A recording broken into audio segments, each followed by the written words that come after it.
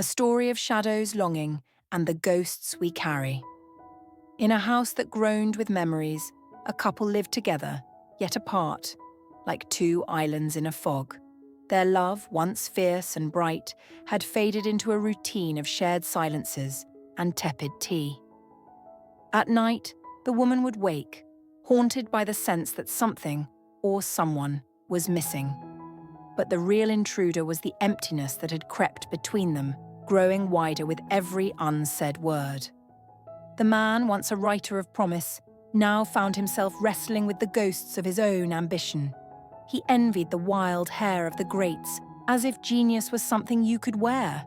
His days blurred into one another, each marked by the ache of what he hadn't achieved. Even his nephew's innocent questions felt like tiny arrows, pricking at his insecurities.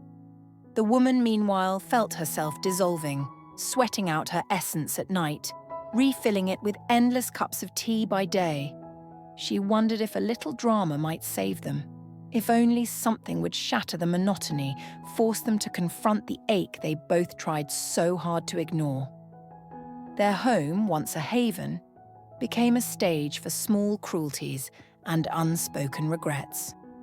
The man retreated to the couch, the woman to her reflection in the window, each mourning the life they had imagined but never quite reached. The ghosts of their younger selves lingered in every corner, whispering of tenderness and possibility. Outside, the world pressed on. Nephews with flaming hair, cleaners who blurred the lines of intimacy, the relentless tick of the boiler, and the sweet rot of forgotten things. The couple clung to their routines, afraid to admit how far they had drifted. Yet, beneath the surface, a storm brewed. The longing for connection, the ache of missed chances, the fear that it might be too late. One day, a phone call shattered the fragile peace. The woman caught in the river's current called for help. It was a moment of crisis, a chance for redemption or surrender. Would the man rise to the occasion or let the tide carry her away? But this time, something shifted. Instead of waiting for rescue, the woman let her ghosts speak.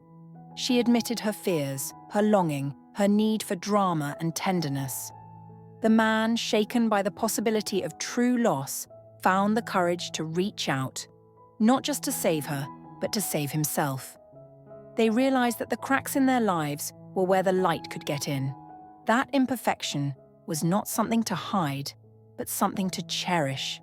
They embraced the drama, the awkwardness, the vulnerability. They learned to rescue themselves and each other before the crisis came. They began, slowly, to write a new story together, one where every day was a blank page, and the only requirement was to be real and brave enough to love, even when it hurt. Let this story remind you, perfection is a myth. The real magic happens when you dare to be honest, to love fiercely, and to let the world see you, cracks, ghosts, and all.